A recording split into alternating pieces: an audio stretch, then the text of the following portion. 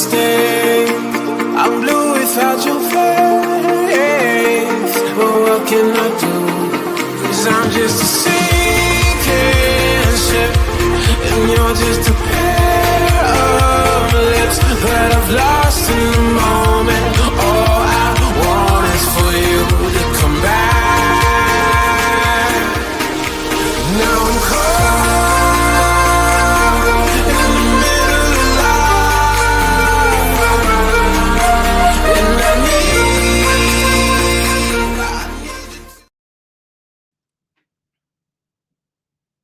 everyone, and welcome to another edition of the Red Pill Diaries. I'm your host, Rashid, and we have a special guest from across the pond. I think you reside in Sweden, if I'm not mistaken.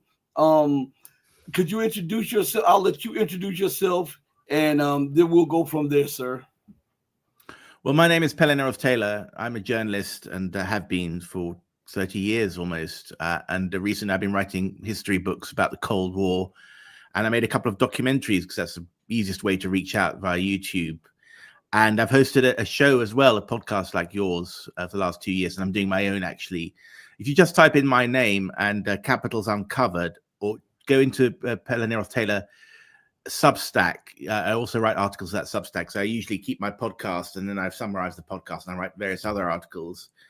And actually, although I'm living in Sweden most of the time, I'm actually currently in the UK. So I grew up in the UK and I've got a Swedish mother, so I speak the language. And then I met a girl in Sweden, so I decided to move there. But, you know, so I travel a little bit. But yeah, so that's me. So since you are proficient in the Cold War, what do you think about the current situation? I would call it Cold War 3.0, not 2.0, but 3.0, between the United States, NATO / the European Union using Ukraine against Russia to try to weaken Russia. And now the United States is realizing that the extent of her power is now absolute, and now everybody else is the fault. Yeah, it's terrible, and it arises out of the last Cold War, really, because it was unresolved. I mean, others have probably told you, but Russia was very weak in the 1990s after the end of communism. And I was there as a young journalist, and it really was. The place was a ruin. I mean, and there's off of a woman, you know, one of those fat Soviet women with a white dress, white uniform, standing in a butcher's shop selling nothing.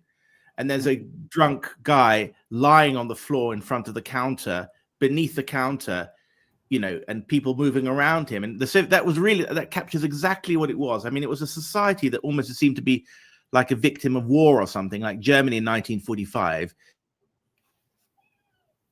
You had old ladies selling a single sock or a single drinking glass. They'd be lining up on the subway entrances or exits, and people not being paid for months. And there's hyperinflation, I think, in several thousands of percent. So people, if you had dollars and were obviously in a day or two, it would have been halved in value. So it was an incredible, I mean, I was a young journalist, so I kind of loved it, actually. It was like a real adventure, because it was a very beautiful country, and a lot of beautiful museums. The women are beautiful. The people are well educated and intelligent. So I met a lot of really nice people over vodka. Vodka was cheap, you know. And there was a lot of terrorism, a lot of like smuggling. Plutonium smuggling was the thing that we were all chasing, because, you know, the Russian nuclear arsenal was undefended, and everyone was worried that terrorists would take these nukes and use them against the West. So there was a lot of people you met in bars and things saying, well, you know, do you want to buy some plutonium, you know? And I think half of them were scams, I mean, basically. But there was that. It was a very, very exciting time to be there, especially if you're in your teens and early 20s, as I'd been. You actually lived through this nuclear holocaust fears. You know, we were taught that war could break out at any moment, basically, if you lived in Europe. And I think the hysteria had weakened somewhat in the United States, but in Europe, we were very right on the border. I mean, hundreds of thousands of soldiers were facing each other across the Berlin Wall and the line that divided East versus West. and it was a defining fact of our lives. I mean, it was there. It was just there. Racism or something. It was a constant factor in our lives. And then it's all ended happily, and it was incredibly good news. But what happened was, and we all took it really easy and America seemed to be triumphant and so on. And but what happened was Bill Clinton. I mean, it's a lot of these countries that have been occupied by the Soviet Union, they wanted to join NATO as soon as possible. And they wanted to join the European Union because they wanted to get access to the generous agricultural and social benefits that the EU offered. I mean, it was a rich club belonging to West Europeans, and the East Europeans said we could have been part of the EU or the European Union if we hadn't been occupied by the communists. So they wanted to be part of that, and they used a lot of kind of moral blackmail. You know, we were fighting communism, we were occupied by the Nazis, it's your duty to let us in. So they were let in, but they also let into NATO, and apparently, like Bill Clinton, a lot of these exile groups were very, very what's the word, loud, you know, places in Chicago and a lot of the swing states in America, Midwest, had large minorities from Ukraine or Poland and so on. And they pushed, like Bill Clinton needed to win these votes to win the election of 92. So he said, yeah, I've got to bring you into NATO. And Bill Clinton didn't know much. He didn't care very much. And no one thought the Russians were going to rise again. So basically the East Europeans joined one by one, and the Russians accepted most of them. But when it came to Ukraine, which is very, very, very close to Russia, you know, it's like a lot of people say it's Putin propaganda, but I mean it's a country where most people speak Russian as their native language, and in West Ukraine there's people who speak Ukrainian, but it's just a very closely related language to Russian.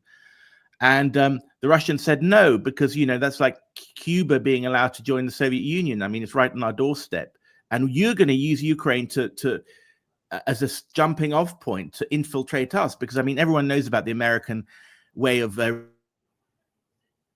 Kiev. So, I mean, Putin and the Russians said, well, you're going to, I think the fear is that Russia is a large country with a relatively low population, but the biggest resources in the world. I mean, $75 trillion worth of rare earths and all the rest of it. And if the Ukrainians were a kind of became basically a colony of the Americans, you know, a lot of prostitution, a lot of corruption flowing back into the US politics. You know, we have the Hunter Biden story. The US placed out bases like the CIA bases, apparently even biolabs. And the Russians saw that and said, they're going to do that to us if we're not careful. They're going to expand and carry on. And they're going to, because don't forget that what we read in the Western media is just as if Putin woke up one morning and felt incredible hostility to the West. But even in the 25 years when Russia was weaker between the Cold War and now, you know, I mean, the British had sponsored Islamic terrorism in the Caucasus and done everything basically to undermine Russia, because Russia was relatively weak. So in 2003, they destroyed Libya. So these were not good. When NATO rocked up on Russia's doorstep, these were not good faith actors. These were not nice guys. These were countries that had destroyed the richest country in Africa, Libya, because they didn't like Gaddafi, you know, and because Gaddafi had oil. And they destroyed Syria by using Islamist rebels to try and take on Assad. They destroyed Iran, or tried to. They destroyed Iraq. So, you know, the Russians who've been on receiving end of almost relentless propaganda from the British and American press, you know, Russians are evil, Russian poison everyone. Russians sent assassination groups. Well, the thing about some of those assassinations and poisonings, I don't know if you remember them. There was one of Litvinenko by polonium in 2006 and one in 2018 by Skripal in Britain. It was a huge media story, you know, went on and on. Those were intelligence operations designed by the West, designed to take down Russia. So the Russians had no illusions that these were adversaries. These were not nice guys, you know, and maybe they overacted in the invasion, but they were basically left with two bad choices. One was they for years, they tried a diplomatic approach because the eastern part speaks Russian. They're very closely affiliated to Russia. In an opinion poll in 2010, the Ukrainian people were asked what relationship they wanted with Russia. 20% of them wanted, 10% of them wanted normal borders like you have with, you know, Canada and USA or something, but two separate countries. 20% of them wanted to join Russia, okay? And 60% of them wanted a closer relationship without passport controls and free labor movement and so on. So very, very close friendship. This is not the story you get today. And of course, but thinking back in 10 or 15 years ago, 20% of the Ukrainians actually wanted to be absorbed into Russia. And I'm thinking it's mostly going to be the people in the East who historically had very close relations with Russia. They were denied their rights by the Ukrainians, were shelled by the Ukrainians. They were called Russia lovers, Putin. A series of negotiations carried out in the last 2015 to 2022 about giving these people rights. I mean, turning Ukraine into like what you've got in Canada, something like that. So, I mean, Canada is a very rich country, a very democratic country. They stick together. They don't like each other very much, but the French speakers, the English speakers have found a way to coexist in a federal system where there's a lot of autonomy to Quebec. Well, that was the ideal model for Ukraine, but the problem was the West was tugging at one end and the Russians were tugging at the other end. So Canada is a rich, intelligent country that still barely holds together because the Quebecers don't speak English and so on. Can you imagine Ukraine, which is Europe's poorest country, and we had two superpowers pulling in each direction and putting their proxies in. So it was almost bound to happen.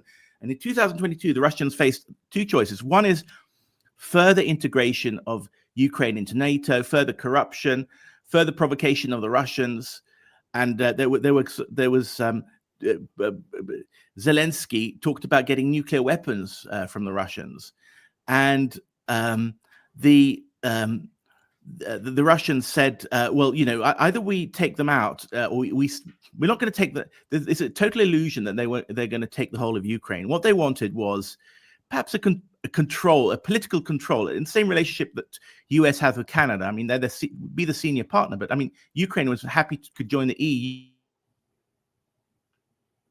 And the Ukrainians, so that they could let the problem fester and get worse and worse. So they invaded. I mean, it was two bad cases. The West slapped sanctions on them immediately. And I think that the West had calculated that if we provoke the Russians, they'll invade and then we can sanction them to death and then we'll win. Putin will go and we'll take the whole of Russia. That didn't happen. The Russians advanced very quickly. And then what happened was that there was this famous Istanbul Accord where the Ukrainians and the Russians got this close to an agreement, basically, where I think the Russians would get to give up everything except Crimea, which is completely Russian in nature.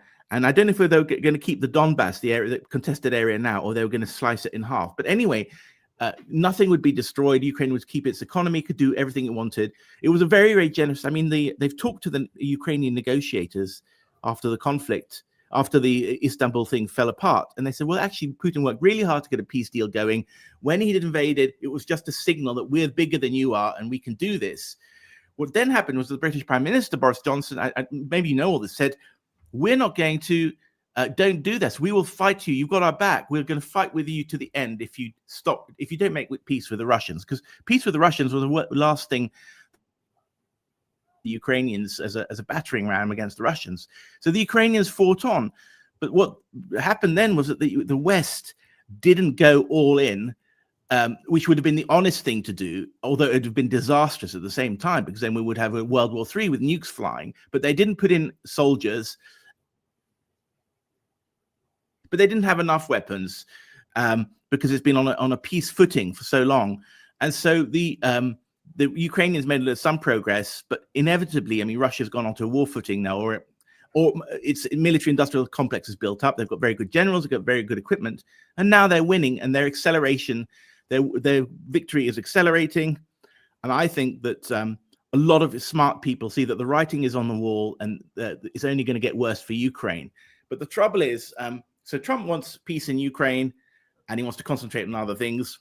I think that Russians have promised, good deals with oil and gas and housing and whatnot, closing out the Europeans. Zelensky, the Ukrainian leader, doesn't want peace because he thinks he'll be swinging from a tree because the far right, the Nazis in Ukraine, will kill him if he leaves, or his corruption scandals will be unrolled. He'll end up the rest of his life in jail. So peace for him is a really bad option. For the Europeans, they've tied themselves so closely to this Ukraine thing and the British provocations, and they are going to be on the hook to spend money on reparations to pick up the bill for the destruction of Ukraine, even though it was, I mean, the Russians who bombed it. So and they've got a terrible economy all over.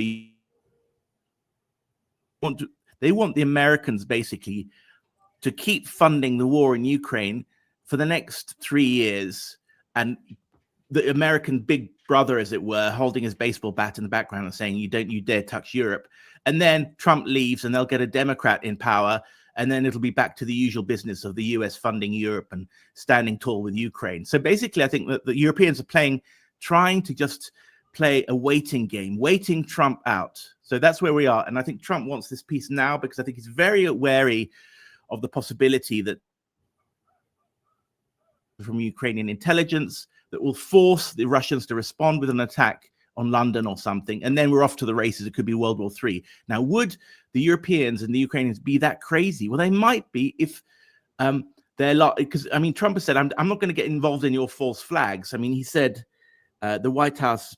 Somebody tweeted that the White House knows exactly what's going on, but if there is war breaks out in Europe, I mean, terrible possibility. And the Americans might be dragged in anyway, and that's the big worry that they'll carry out a provocation against the Russians, and the Russians will hit back into NATO countries. So that's where we are at the moment. I think that the setup in Georgia was the template for what they're doing in Ukraine when they started the war in Georgia between Russia and Georgia by the killing of Russian peacekeepers. I think they were testing the waters to see how strong the Russian military was, or if it was still in its weakened state. And Russia routed Georgia within a few days with the backing, and Georgia had the backing of the entire West. They had the military hardware of the entire West. They had even Israeli advisors and NATO advisors, and Russia just wiped the floor with them. They could have been in Tbilisi if they wanted to, but that's not what they wanted to. But to your point here about the European Union using the United States as a backdrop, let us not forget that this is the war in Ukraine is a design of U.S. origins, and the reason the United States, I don't think that they want out. I think that they want to reposition themselves and to re-strategize, not because they are so benevolent and not because Trump wants to pull back from empire. I think it's because that now they're realizing that strategically America is not the be all and end all and has absolute domination, and they see a peer power which is quickly surpassing them, which is China, and they need to reposition, rearm, and recalibrate themselves to try to prevent the rise of China. So they're trying to do a deal with Russia and with the Europeans, trying to keep this festering and keep it going. I think this is a plan by the United States, because if you read some of the policy papers, the United States and European nations talked about recalibrating and letting Europe, designating European nations to keep the war smoldering until the United States can double back on this war. But here is the thing here. Time is not on the United States side, neither is it on the European Union side, because you see all of the former colonies from in Africa to Latin America to the Caribbean to Asia to West Asia, all of them are bucking up against empire. And that's right. And now we see that. Look what happened when Burkina Faso and Niger and Mali bucked up against France and kicked France out. France is suffering an energy crisis. The economy is going down the tank right now. We see protests everywhere, but you don't hear about it in the United States. So even if they wanted to keep this going, do they have the economic wherewithal and the domestic political footing to keep it going? Because of the situation that's going on in Europe with the loss of jobs, the closing of factories, the deindustrialization of Europe. Can Europe, even if the United States stays in the background as the backup, can they continue on while people are suffering and the suffering economically continues to grow? I mean, you make a very good point. There's a kind of divide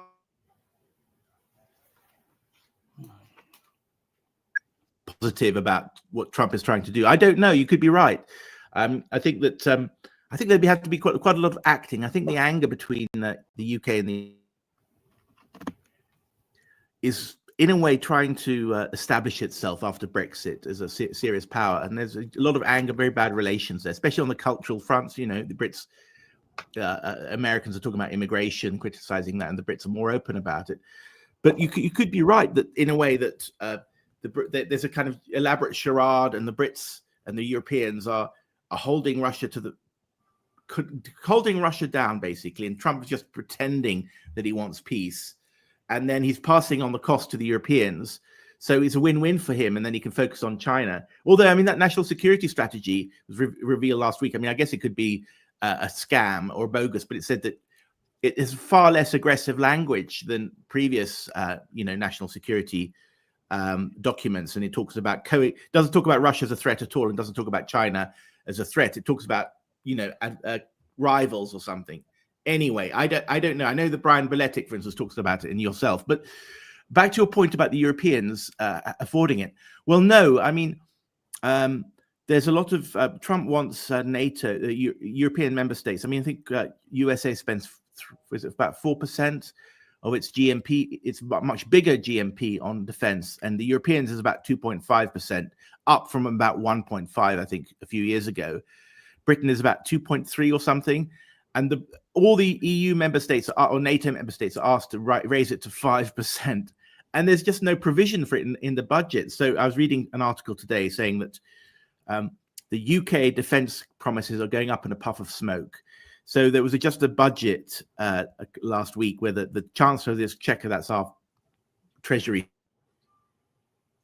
sort of laid out the budget, and there were provisions for increased welfare and like more child benefit and so on, but nothing at all for increased defense. And I think the defense increase is going to cap out at about 2.6% in 2029 or something, so well short of what Trump is demanding.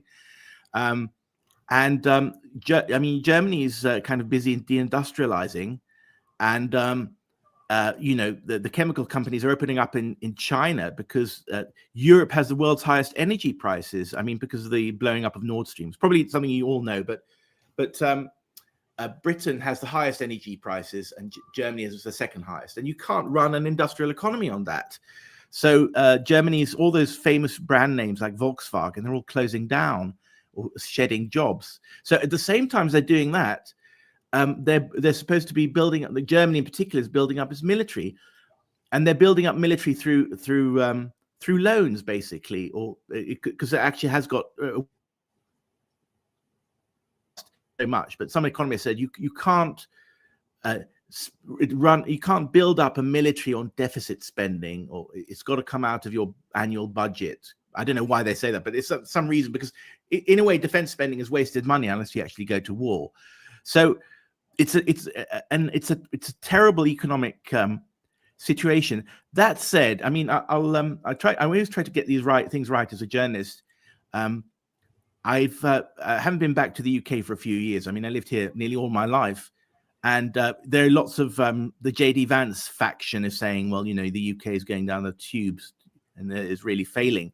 But just being in London, in this small town I'm in at the moment, Winchester is about 50 miles from London. I mean, it looks fine. It looks wealthy, normal. Restaurants are full. And I know it's probably like the wealthiest 10%. I mean, it's not like super rich. You don't have that kind of super rich so much in the UK. But let's say that the upper middle class by UK standards, and the restaurants are full, stocked and so on. But that said, I mean, it's a very selective part of the UK I've been to. If you go to, there are many parts of the UK that are very, very poor and become poorer, apparently. So I can't comment on that. But certainly, I mean, you read a lot of stuff predicting, like comment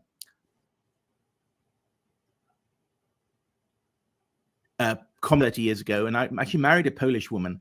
And when I went there, it was that same sort of ruin of a country that I described when in Russia was. And they had hyperinflation. So if you're going to pay for a restaurant meal, you had a wad of notes that thick, and you had to wait 3 days to make an international phone call because the lines were so few, international phone lines. Now they're richer than the average Brit, and it's quite incredible turnaround, So I mean, accepting London and the and the elite areas, as it were, but the average Briton in the north and so on is now poorer on average than Poland. I mean, that's incredible. And Brits are now moving to Poland, whereas Poles used to come. So back to your question, yes, the European economy is bad. I think the US had and EU had parity in the economy, equally large, even though Europe was larger, but about 500 million, and you have 350 million. Well, now Europe is 2/3 of the US economy. So whatever poverty you've got in the US on average, it's Europe is much poorer, but we're much richer than Africa, I guess, or Russia, the Middle East, protected garden. But I think that a lot of Europeans are kind of clueless what's going on. I mean, as you said, that the global South, I mean, they focus on the evil Russians taking on small countries in their periphery, but from an African or Asian perspective, Russia is like standing up for them because the West has dominated and bullied everyone for so long. So although the Russians, there is an imperialist mentality in the Russians, it's kind of overshadowed from an African perspective. As you said, I mean, Burkina Faso feel liberated because they can do. But the funny thing is, I mean, even in London, the old capital of empire, whose businessmen and newspapers and everything are supposed to be so connected and so understanding of the world, and with their colonial pasts, they should be experienced.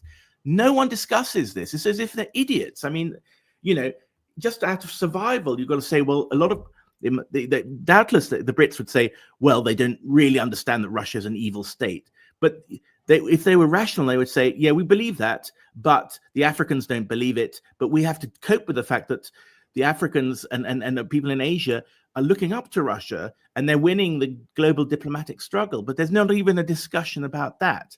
And I wonder if they realize it behind closed doors, and they're just propagandizing the people and telling us lies, or whether they really believe that Russia is the only thing that counts and defeating Russia is the only thing that counts. So we're in a bad state intellectually. I mean, we in Europe are supposed to know everything and be wise and everything, but we're not. We're just complete idiots. Yeah, and well, Britain has it out for Russia for centuries. So yeah, right. I mean, I know. Incredible. You could go trace that back centuries, even before Catherine the Great and all. But when we look at the situation, like say, for instance, a lot of people say Trump wants this peace, but I have never heard Trump on the campaign trail or being in office ever denounce empire. He's always said that America must lead, America must be first, America must do this, America must always do X, Y, and Z. And to me, all that shows me is that whether it's Trump, Obama, Biden, whomsoever it may be, they are all different sides of the same coin. One may be a softer or more gentler side. Look at Obama for a minute. Let's take he transferred more wealth from Black America than the previous presidents before him. They attacked Libya. They used him as a shield to attack Libya so that it would not be blowback and have a white president in office while they destroyed the most productive African nation, and not just African nation, but according to some of the reports, Libya was one of the most, if not the most progressive and successful states on the Mediterranean. And so under Obama's so-called presidency, they destroyed that because Libya was threatening to have a United States of Africa and to then bag a continental currency with the resources of Africa, which would have overnight flipped the board over and changed the economic, political, and geopolitical dynamics overnight. So they got rid of him, and they started coups and started insurrections, and then you see the Boko Haram and all of this stuff influx, just like the influx of all of these terror elements, then to justify American, British, German, and all of the military presence in these regions to try to maintain hegemony. Now, How long do you think that these tricks can be put over on the people without the people finally recognizing that? Yeah, I think you could be right. I mean, Obama, he was like an Uncle Tom type, you know, Yeah. white on the inside and black on the outside. He usually had CIA origins or something, didn't he? Mm-hmm. I mean, his father was in the USAID. Yeah, I mean, I don't know. I think it's one thing is that if you could be right about Trump. Trump doesn't really want to change anything. But suppose I'm right.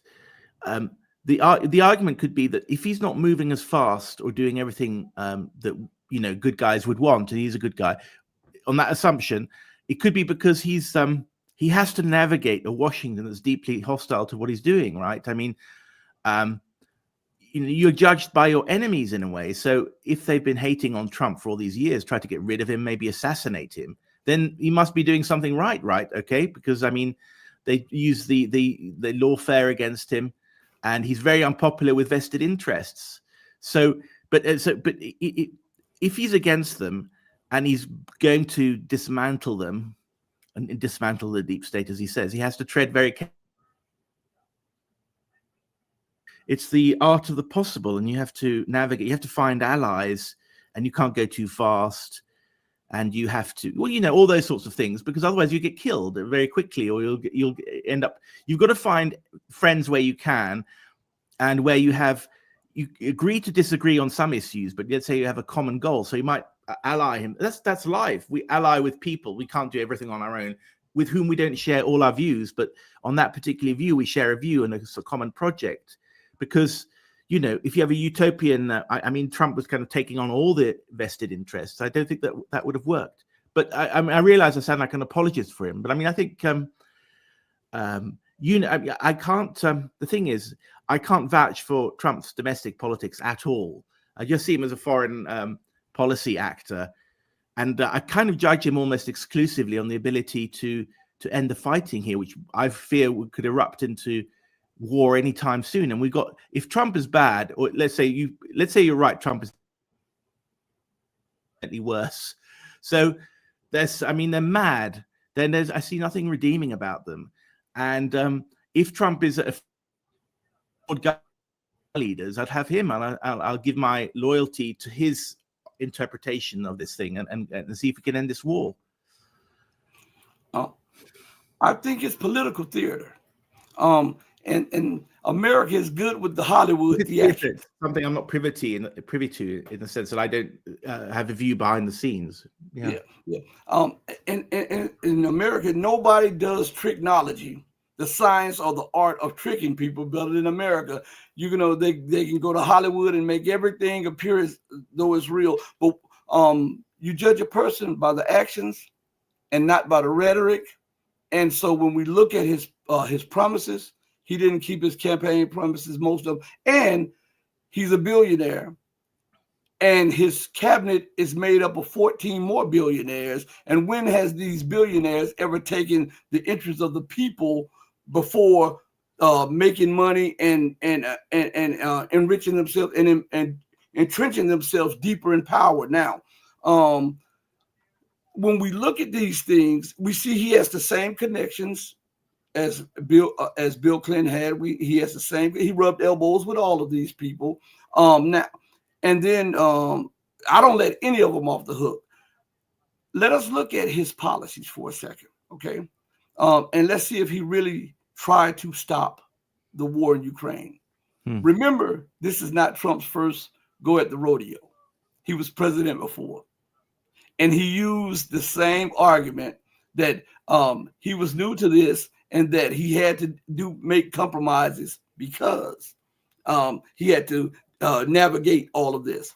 Yet in his term, he upped the money for Ukrainian training, upped the money for armament, upped the money for all of this stuff. He instituted policies that would escalate the war, right? And if he is the commander in chief, this is the thing is, America supplies Ukraine with what, 85-95% of its budget, not just military budget, but its budget. Not anymore. What it used to. All right. And think about it. to stop the war, you can't wage a war without the funds or without the military equipment. And all the United States president has to do is say no. And that was never the full case of this. Now we see some of this taking place where some of the funding is being lowered and being reallocated to other areas, right? But it has not stopped the war. It has not stopped even though he says they're stopping intelligence sharing, but we know the weapons that are being fired has to either be fired by U.S. or Western militaries, or the intelligence has to be given directly from them to Ukraine. And I think that this is just something, it's theatrical. It's to make you believe that, hey, I'm really a peaceful person. How can I be so peaceful when I bombed Iran? How am I a president that is peaceful when I have a naval armada off the coast of Venezuela that doesn't threaten me? And the reason that I have a naval armada off the coast of Venezuela is not because Venezuela is a narco-terrorist state, as he said. It is because Venezuela has turned to the BRICS in the global south to break free of the stranglehold of American imperialism. They did the exact same thing, putting pressure on China. These are pressure points for China, because before they did that, what did they do? They went to Panama and demanded the return of the Panama Canal because they looked at China. This is not peace. This is positioning on a grand chessboard to try to put yourself in a position to what you call protect your near abroad, while also preparing yourself for a pivot to Asia to go up against your what you deem as the greatest threat to your power, because China not only has the economic and the political clout now, China also now has the military wherewithal to not only rebut American aggression, but can give it a bloody nose. And I think that America being stretched over these years, they now have to reprioritize which wars mean the most to them. And right now, I think this is what is going on. There's no epiphany of coming to some kind of thing. Oh, we've done bad. If you have done bad around the world and you've done wrong, just simply saying it does not make it right. If you go to a court and you've raped somebody or robbed somebody, and you go before the judge and you say, hey, I'm sorry, that will not make it right. They will want restitution. They will want for you to then rein in your wicked behavior and prove to them with not just rhetoric, but with actions that you are rehabilitating. America is not proving with actions that she's rehabilitating. She's showing with actions that she is recalibrating and readjusting to a new paradigm to try to maintain global hegemony. That's what I'm saying. Okay, I mean, two kind of things, but I mean, just because America exercises imperialism in a lot of parts of the world does not mean that countries are not run badly. It could. Don't you think that isn't it possible that Venezuela is badly run, even if you reduce or discount whatever blockades or sanctions America has applied to Venezuela? I mean, countries do have some agency, and some countries are very badly run without American intervention.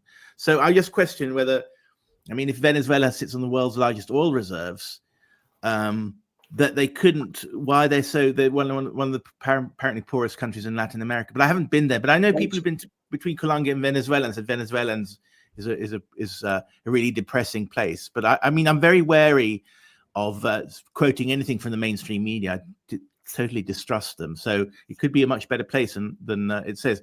And the other thing is, I mean, yeah, maybe, but I mean, countries are a bit like human beings in the sense that they have their pride, and it's one of those factors that you just have to live with. So if America is basically withdrawing from world empire, in a way, Latin America is a kind of consolation prize, you know, and it's bad for the Latin Americans, but it's good for the rest of us, you know, because the Americans are kind of selling it to their people that we're going behind this hedgehog in our part of the world, you know.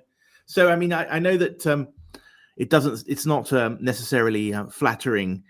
It doesn't sound like good news for the Latin Americans. And if you want to, I've always said, I don't know much about Latin America at all, but I know a lot about Europe and Eastern Europe.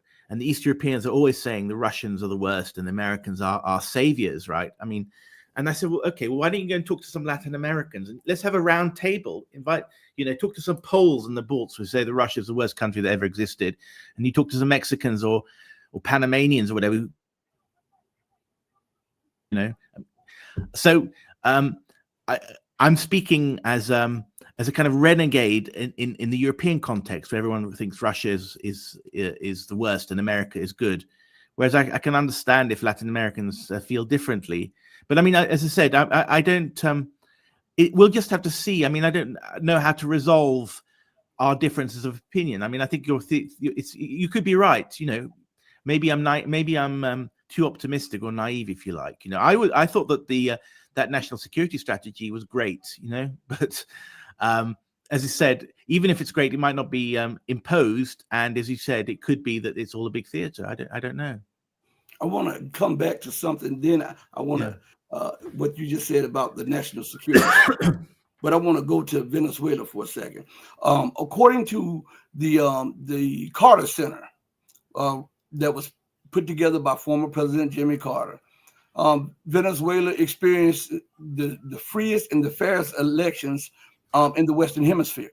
So that's legitimacy on Maduro's part to keep winning elections over and over again. It's not up to outside forces to say who is running something according to Western standards. And think about this, all of the Western nations, their leadership approval rating is way less than the threshold of Maduro. So evidently he's doing something right in a nation of over 50-some million people. Another thing, in the last 2 years, 3 years, I just did a quick Google search under Maduro, even under humongous sanctions by the United States, they have built over 5 million homes for the people, for poor people. There is also a requirement for the people to learn the Constitution of the nation so that the government cannot get over. We can't say that about the United States. Half of the people don't even know the Constitution. You go to Britain, the same thing. You go to Europe, across, half of the people don't know that, but it's a requirement. So when we look at that, we have to take what the West says with a grain of salt with that, because why is Venezuela poor? Look at the Latin American nations, and we can tell you why. It's because COINTEL programs. The United States goes in, flood the nations with CIA operatives, find people who are dissatisfied, groom them. They start opposition programs or rebel programs to keep them divided so the United States can then intervene up in there, and they can suck the resources off and all of this. So if we look at governing, let's look at the United States for a second. If you come to the United States, there's a racial divide, there's an economic divide, there's a social divide. I mean, everywhere you go, poverty, as far as the eye can see. The United States invests more on military than it does on the very people that it claims is using its military to protect. So isn't that a government that is running on the wrong standards? If we're going to judge, if we're going to use metrics, that is an inept government to choose, because remember, charity starts at home, then it spreads abroad. There's growing poverty, growing homelessness, growing hunger all across the United States. Yeah, and we can't find money for aid for the veterans. We can't find aid for child care. We're cutting schools lunch. But every time there's a war budget, they say a defense budget, and they can always find money for Ukraine. They can find money for military bases across the world. So this is a government that is not running, as I would say, as a truly functional government for the people should be run. So if we're going to judge Venezuela by a certain metric, we got to judge the United States and the UK and everybody else by those same metrics. Now back to this security strategy. The security strategy that the United States least. It sounds real good. Mm. But it happened at a time when America is under tremendous pressure. Mm. And the reason that the United States is doing this is because she's trying to curry favor and build up some type of political capital. When she had the advantage, in all of her papers, Russia and China were the most, as a matter of fact, you can look back a year ago or 2 years ago, China and Russia were the preeminent threats to American global hegemony in her policy papers. All of a sudden, now that she's losing in Ukraine and she needs a breather, Russia no longer is that, and now she needs rare earths from China. China is no longer that, but you judge a person by their actions, not only by their word. Has America withdrawn her military bases and her naval forces, which she pivoted 65% of her naval forces to Asia to confront China? Has she repivoted them back? No. What about in the periphery of Central Asia? Donald Trump said that they demanded that base in Bagram in Afghanistan back. And you ask the question, why? He says because it was close to China's nuclear weapons facilities and nuclear. To me, that shows you what a person is actually thinking instead of what they're writing. The actions speak more than the words. That could be a cover to buy a little time for the pivot, because we know that all of the U.S. think tanks says that America must confront China before 2027, or else it loses its primacy. So how can China I don't not? think that's going to happen. I don't feel the vibes of that at all. But so, okay. Go ahead. No, but okay. I mean, but do you think? I have an expression. It's better to have a half a loaf of something than a full loaf of nothing, right?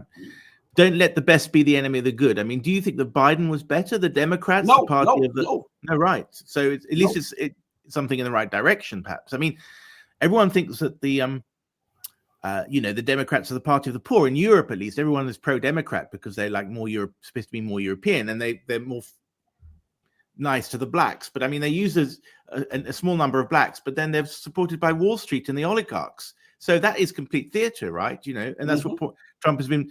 I think that the number of Wall Street firms that are supporting Democrats compared to supporting Trump is like 86-1 or something.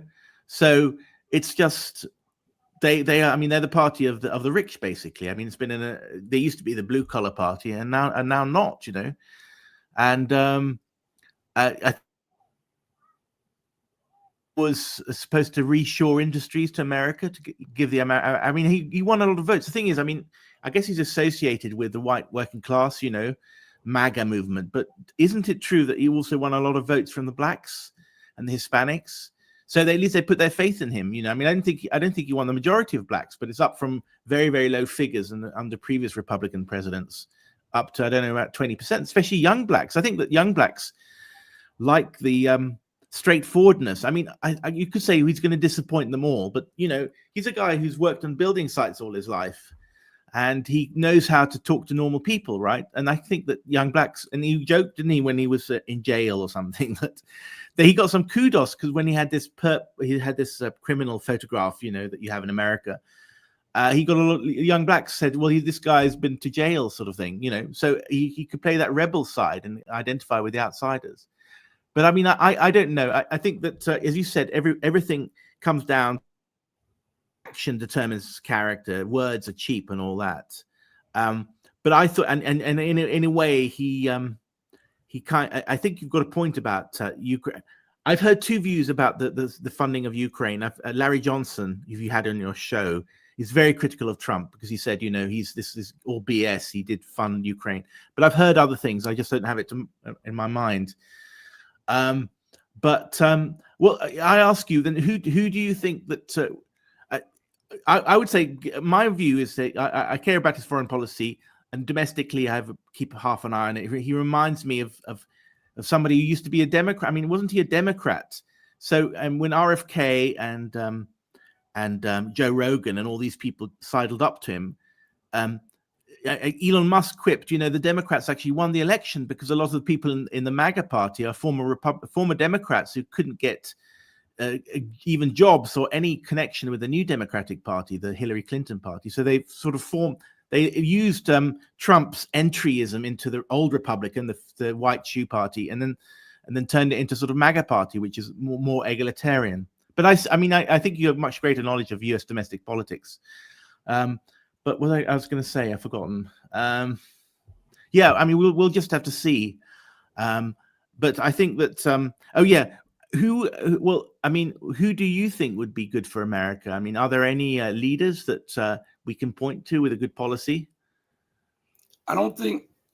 First of all, I think that America is rotten to the core when it comes to politics, and I think the political system must be uprooted. And if you see, you have a deep state, and then you have those who cater and pander to the deep state. And it doesn't matter, and this is my point to you, it doesn't matter if it's Obama or if it was Biden or if it was Trump. They're all carrying out the directives of the people who fund them. And there's no way that you can truly, as America likes to say, democracy, there's no way it can truly be a democracy if the rich people are funding you to implement policies that are detrimental to the masses of the majority. And we see the policies that America are instituting are not only brutal across the globe, but they're brutal internally. Think of this. While America runs around the world, talks about human rights, America comprises 5% of the total population of the planet Earth. She has 25% of the prison population. 25%. What is more inhumane than that? 25%. Yeah. She has a quarter of the world's population, and she talks about Uyghurs in China. See, the West can point they don't like to look in the mirror, but they love to dictate and tell others when they're wrong. And it doesn't matter which party it is. A matter of fact, I want to play something. I play it on my show sometimes. I want you to hear, I want you to hear this from Jeffrey Sachs, okay?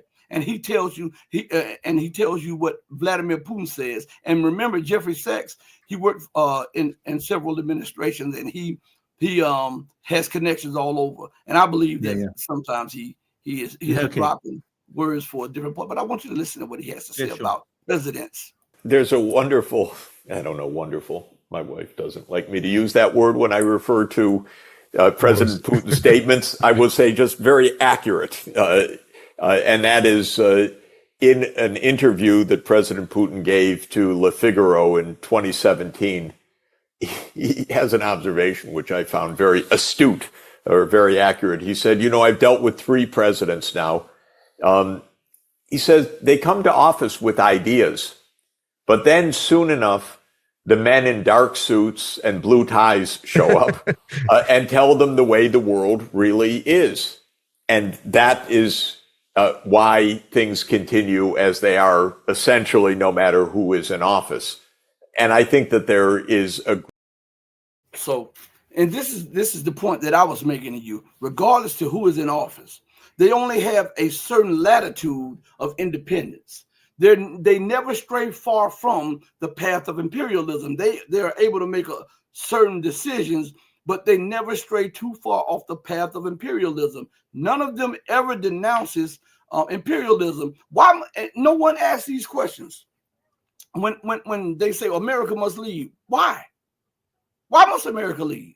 Okay, if we are to judge America's leadership as if we judge leaders of corporations, and we look at the productivity line, well, one would say, well, America's leadership for the last 80 to 100 years has brought us multiple wars. We're close in the 60s. We were close to a nuclear annihilation. Now we're very close to nuclear annihilation with the Russian-Ukraine conflict that was started by the United States. We look at all of this stuff going on, and we can say that she has proven unworthy of leadership of the world, because everything, if she does not have her way, I'm going to sanction you. If I have a problem, say for instance, Pelle, I have a problem with you, and I say, well, I hate Pelle. Pelle is a tyrant, and so I'm going to sanction him. But then that's not enough for me. I threaten everybody else nobody else has a problem with you but me. I make everybody else through sanctions sanction you because I have a gripe with you. This is the way the West works. This shows me that these people are not grounded in change. They're not grounded in true sovereignty and independence, as is the EU and the US. How when they got pissed that they could not overthrow Russia, they started these sanction packages, and then they started, when they didn't work, secondary sanctions, where we're going to sanction nations that do business with Russia. This is absolutely insane. This is stomping on the sovereignty of the nations outside. So you're telling me that if I don't obey your domestic laws, and I'm not a state or a part of this, you will sanction me? This shows me that they are out of their minds. The policymakers are out of their minds because they feel that everybody is an extension of the US and the West. Your mic.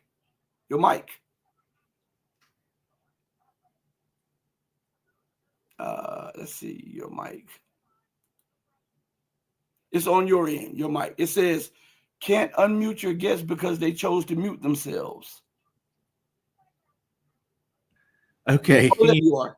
Yeah, right. yeah. It was the European, the reason why you're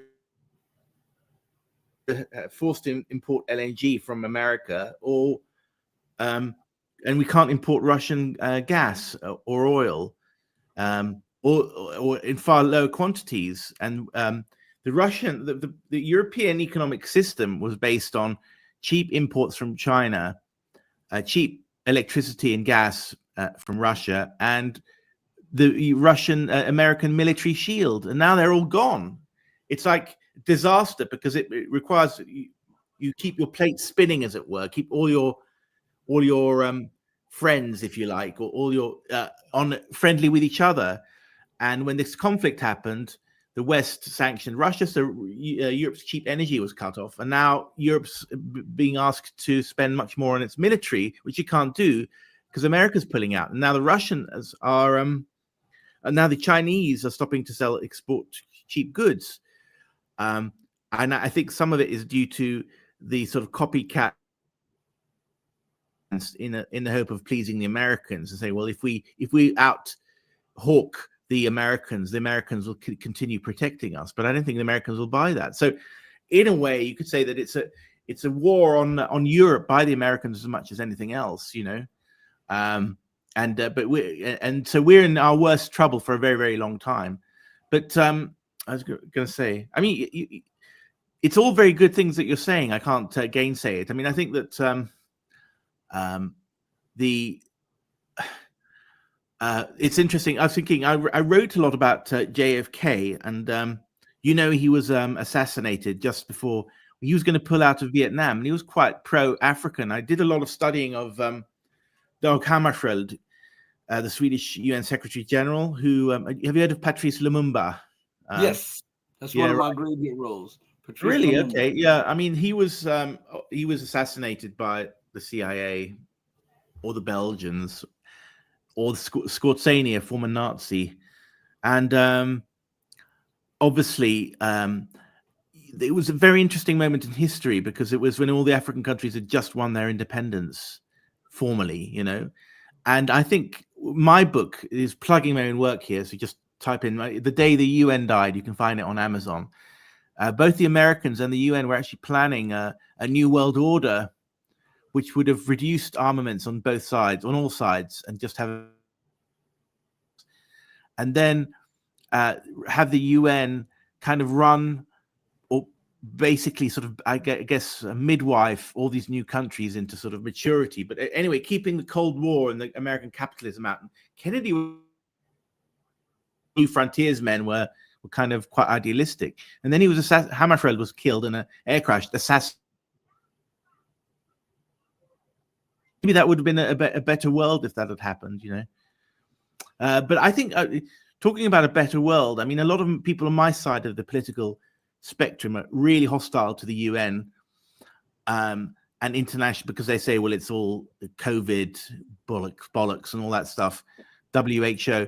But I think, well, we've got to ask ourselves, how are we going to run to the teeth? Are we going to have open borders or closed borders? What's the world going to look like? And we need a discussion about these things. And I think maybe the UN, it's interesting because both the Russians and the Chinese are being dismissive of, they hate NATO, obviously, but maybe the UN could be a place where they could still meet, And so I'm hoping to kind of go there, or maybe and present my book and talk to people about it, and maybe have a dialogue about that, because we've got to have some kind of system of relating to each other if we're not all going to be extinguished. And the UN is flawed, but are there any other bodies? And I don't know. I mean, how do you think the world should be run? First of all, I think the people who have run the world should be removed. First of all, because they've shown over centuries that they cannot accept equality. I want to say something first to the listeners on Patrice Lumumba. One of the heaviest fighting moments took place on the Patrice Lumumba Highway in Ukraine. So a lot of people don't know that the Soviet Union also looked up to Patrice Lumumba, and they named one of the main highways in Ukraine the Patrice Lumumba Highway. So for those of you who don't know, you can do your research on that. Now, first of all, to have something sustainable, those who have built up a world that's on the back of the poor or the middle class, they have to be removed because they show no empathy, sympathy, or any cares across that. I think that when we were talking about, and I'm going to go around about and answer your question, we were talking about the governance of Venezuela, right? And we were talking, and you brought up how Venezuela was run. And then you just brought up how Europe shot itself in the foot by following America's dictates. Well, for them to follow America's dictates, the leadership had to do that, right? So that means the leadership was not good leadership, right? So nobody is saying we must remove all of them, but everybody is saying that it's okay for the United States to hold a gun to Venezuela on its own shores because they don't like the government. I wanted to bring that up front. But now you say, how do I think the world should be? First of all, when you're trying to rid yourself of a weed, you don't just chop the weed off, you kill it from the root up. If a system has proven to be fascist, racist, capitalistic, and when I say capitalistic, I mean greed. I mean willing to do anything for a buck at the expense of everybody else. When a system has proven that it chooses money and wealth and power over lives, security, and progression as a people and as a world, then that system must be uprooted. And to uproot the system, you have to remove the people in power, because systems don't just spring up. They come out of the minds of people. And if you leave those very people who maintain the system, if you leave those very people who benefited and prospered and who passed wealth down through institutions because they are this certain class of people, guess what happens? Even if you remove the system, inch by inch, step by step, they will replace a new system with that which they benefited from the most. So to have something better, to have something new, the old must be moved away. The old leadership, the old way of thinking, there must be a new paradigm. And I think what we're seeing in the rise of the global South is a thinking outside of the Western domination, thinking outside of one person must rule over everybody else. One person must dominate. You are inferior to me because of color. You're inferior to me because of this or that. And we're seeing a more equitable situation arising, and I think that this is what's given rise to anger in Europe. I think this is what's given rise to anger in America. That the majority of the global population want something better, something fairer, and they're working on that with bricks. It might not be perfect, in the Shanghai Cooperation Organization, in the AIIB Bank, and all of these institutions that are outside the IMF, outside of the World Bank, outside of all of the instruments and levels of power that the West has wielded. I think this is what is causing the upheaval in global politics and in war, because to make way for something new, the old must pass away. What science tells us, two objects cannot occupy the same space at the same time. So we see the rising of a global South that is saying, hey, look, we need more say in this. And then we see a world that is entrenched in Western superiority that's saying, no, we've got to hold on to this. So they're colliding. And I believe that the more just and equitable one will win out, because look at this. If we talk about democracy all the time, let me throw this out to you for a second. The West loves to trumpet democracy and the will of the people. And yet, when you look at the representation of the United Nations, you have 4 Western nations in the Security Council that can veto the population of the entire planet. You have Russia. This is the only China as well. China is the only, I was getting to this, China is the only non-white, non-Western nation on the Security Council. How can Europe, which only has 500 million people, in Africa, and they have 3, Europe has 3 Security Council seats, and Africa has 1.5 billion people, and they have none? How can Latin America, which has hundreds of millions of people, more than Europe, have none? See, this is what everybody is questioning, and this is why there's a movement for something more equitable. But of course, when something is coming in, it's always met with resistance. It's almost like when a new life is coming in, it's met with resistance, and that's what we're seeing. The old world giving way to something new and more equitable, and there'll be more wars. There'll be more division, because Trump made his profits and his money in the system. He's going to defend that system. Starmer made his profits through the system. He's going to defend that system. But other nations who have been exploited by it are now moving towards another system. And now they see that they can be important and be heard in that system. So they're going to defend that system. So now we have a clash of civilizations. And guess what happens? Since the gold has moved from the West to the East, since the economics have moved from the West to the East, since the manufacturing has moved from the West to the East, the West no longer has the advantage. And we saw that when America tried to wage an economic war on China and lost and had to capitulate. So what we're watching is not what per se that I envision. It is something that is natural. When something has used its utility, something else must come in. And I think the Western way of governance has used its utility up. And now there's something more equitable and more just in the works. It may not be a BRICS. The BRICS may be the template for it. But do you think, though, that the trouble is, I mean, humans are humans, right? Right. And bad humans will rise to the top, and humans seek power. So if you remove the current structure, it might not be we might be throwing the baby out with the bathwater for a start, like the good things that the West has done. And you've got a vacuum, but who's going to fill that vacuum? And if it's the people who use violence, say, because that's the easiest way to ensure power in the absence of laws or in absence of a system. And I think, let's say the Western Empire declines and becomes nothing. Well, then we're going to have a Chinese empire. Do you really think the Chinese are going to be benign? I mean, they are people as well, and they're going to. Look at Tibet. I'm much more pro-Chinese, believe me. I agree with most of what you're saying. It's just that we mustn't idealize too much. I said the Chinese what happened to all the countries on their periphery. They might be less aggressive than the Americans. I don't know, but we have to be wary of that.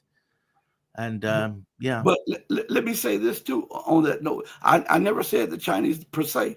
I'm saying a global order Now, China may be a part of the global order, but if you look at China's history, China does not have the same history of waging wars constantly and trying to dominate and subject people as the West does. And so if we're going to judge anything, we look at the history. We have to act as if we're a judge in a courtroom. When you come before a judge, the judge is looking down on the docket. He is reading or summarizing a list of your previous offenses, so that he can make a quick judgment of whether to hold you or whether to let you go, or whether to call trial or something like that, because he has your history there. Well, we have a history, and all one have to do is a comparative analysis. Put the West's rulership on a scale of facts with other people, and we'll see that the West has bloodshed from its inception to dominate everybody else. No matter what happened, the history shows us that when the West comes, right after that, there's war, there's disagreement, and it doesn't have to be an African nation. It doesn't have to be a Latin American nation. It doesn't have to be a Asian nation. Look at what happened in Ukraine. That is a white nation. Look what happened after America, the UK, and the West went in there and turned those people against their culture, against their Slavic heritage, against their orthodoxy. Look at what millions of people were displaced. Millions of people are destroyed. Look what they did in Georgia. Look what they're doing in Armenia. Look what they've done in Iran. Look what they've done in Palestine. Look, it is a trail there that we can judge enough to say that they are not worthy to keep the mantle of rulership. Somebody else, whoever comes up next, cannot be as bloody as those people that have ruled through an iron fist. Think about Leopold. Is it right to blame the West, though? Isn't it? I mean, the West is the hegemon, but the current hegemon within the West that appeals to people who seek power, who are individuals. You know, I mean, that doesn't dare to say its name. Let's say the Jews. You know, they'll take whatever the current power center is and maybe infiltrate it and take over and use that as a vehicle of their power, right? That was the first thing that came to mind. But let's say the Brits or any oligarchs of any nation. I mean, oligarch is an international thing, right? So the Chinese and Indian oligarchs are taking over Silicon Valley, and they've even bought film studios so they can pump out stuff that's favorable to them. So when we're talking about the West, we're sort of talking about a vehicle for an oligarchy that's transnational, right? Yes. Yes. Am I going to intervene with this guy talking about Stalin's part? Well, I agree that Stalin is, but I took it for granted that people knew about Stalin, but maybe they don't. But of course, yeah, I mean, the Russians, although, I mean, I find that people think of themselves as victims of Stalin. I mean, he was a Georgian, and a lot of the Politburo, shall we say, were not ethnic Russians, you know.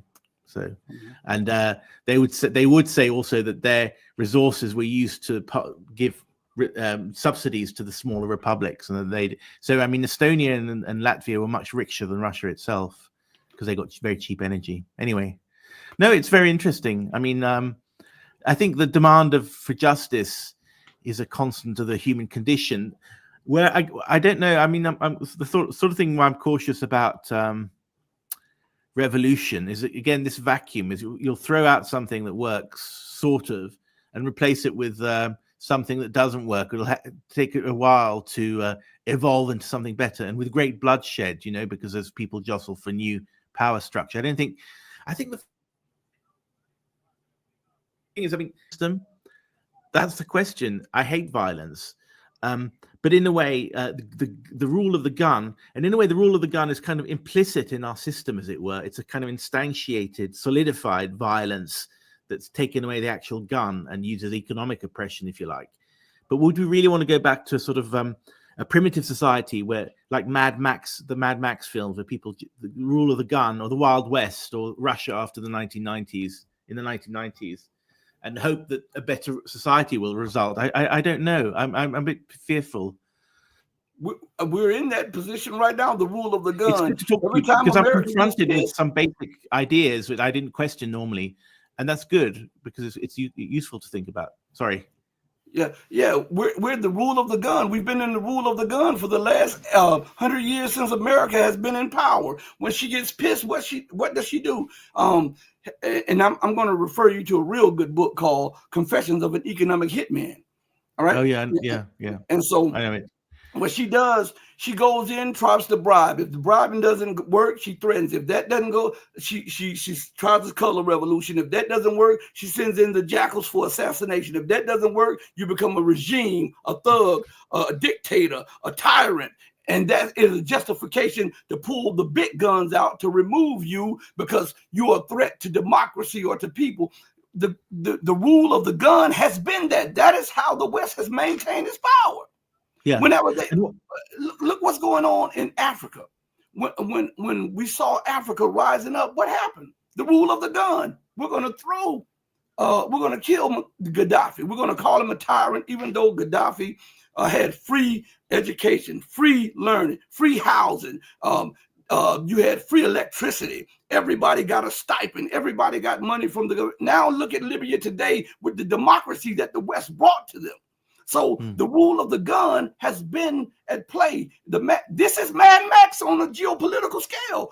What do you think Afghanistan was? What do you think that the murdering of the great Patrice Lumumba was? What do you think that all of these leaders being overthrown and assassinated by the West? That's the rule of the gun. So I see if the West has the gun and they can put it in a general term and say democracy, it's still bloodshed.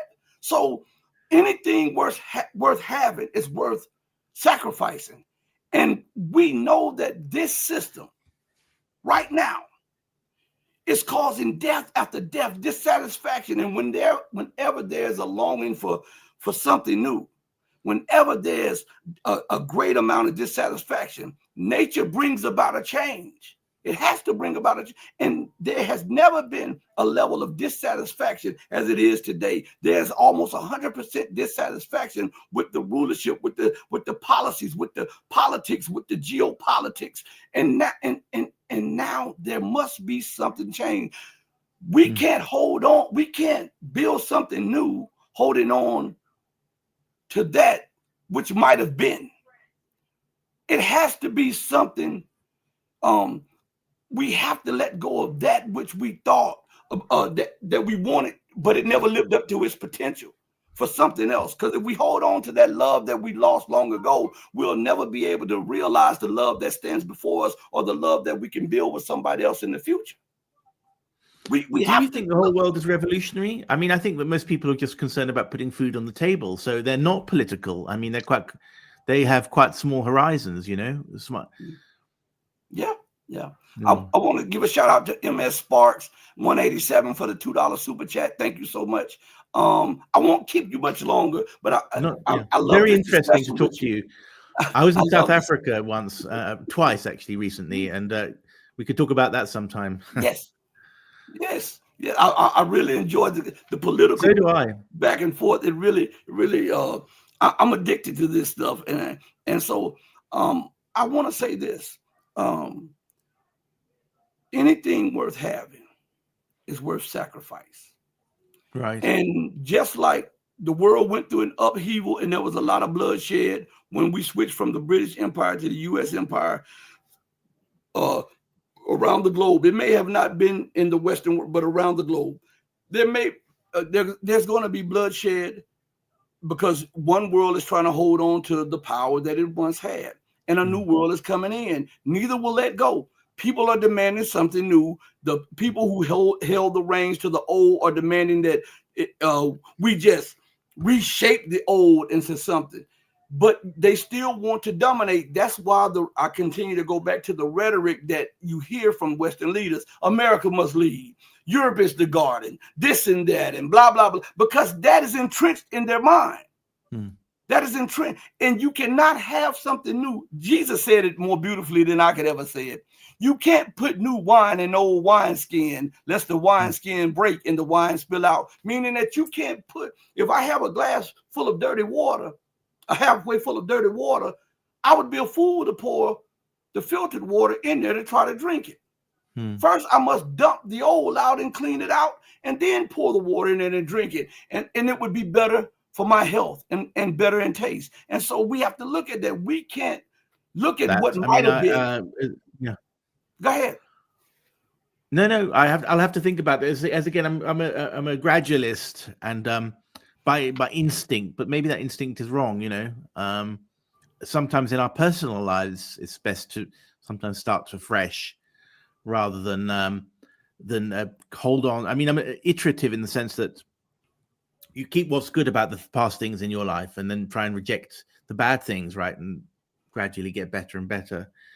But I think that I don't know. I don't want to spoil the spirit of this by saying other things. So let's. I think it's a fantastic conversation. You've certainly made me rethink or think about things I might not, because I'm so focused on the war between in Europe's interests and Europe's concerns with Russia and Ukraine, and so I tend to see all positive about Trump, if not America. I'm very critical of America, although in a way, European and American civilization cross over. I mean, as you said, it's America's a child of Europe, and you say white domination and Western domination. So I don't really have anything to add. I think we're certainly in a very interesting world. The world is already multipolar, isn't it? Mm-hmm. And I read Russia Today and I guess they're also using it instrumentally in a way. The Russians are using it to hit the Europeans with. But I really think we are at the dawn of something, and I think a lot of Europeans, I mean, I'm the most open-minded and aware guy you'll find, between here and, I don't know, London or something. The average person here in Europe clueless about the developments going on, that we're already moving to a multipolar world, and that we're seeing de-dollarization, and we're seeing a poly crisis for the Europeans and so on. So I think that, I'm certainly going to share this talk if you put it out on YouTube, because it's very stimulating and eye-opening. Yeah, I really enjoy it. I wish we had like another hour or two to talk, man. I really enjoyed this conversation. So did I, yeah. You've got to come back on, and we've got to do this. Absolutely, again. Anytime. Maybe after Christmas. I want to take the time out to thank you for accepting my invite. I want to thank you for the respect that you've shown, and I also want to thank you for enlightening us and giving us your point of view on things. And when you come back on, we're going to talk deeper about the situation with the Ukrainian crisis, because I really want your perspective on that, and where it may lead Europe.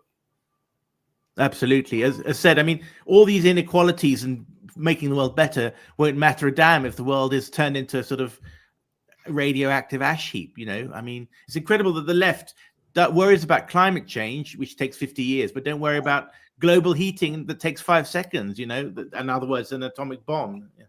Anyway, thank you very much. I want you to stay safe, stay blessed, and thank you again. Merry Christmas. Bye. Thanks a lot. All right, I'll send you the link for the video also. Great. Take care. Bye. All right, bye. Everybody, thank you. I want you all for joining me on the most powerful platform for truth.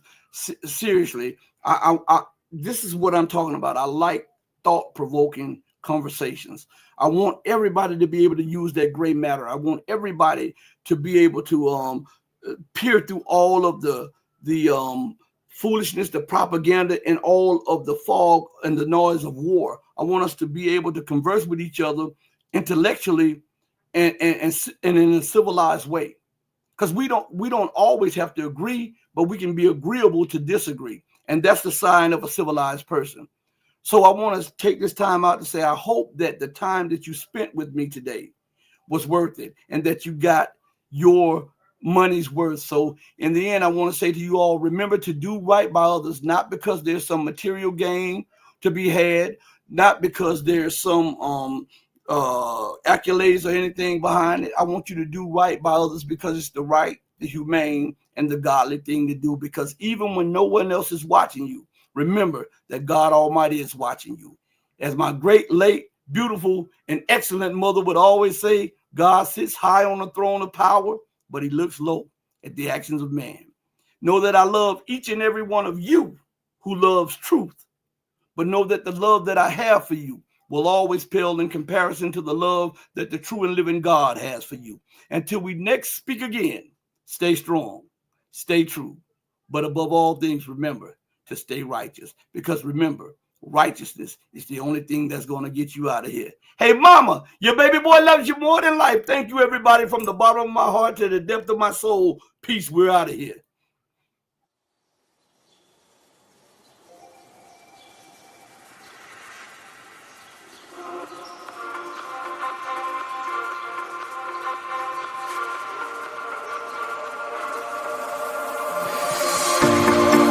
Told you to walk away.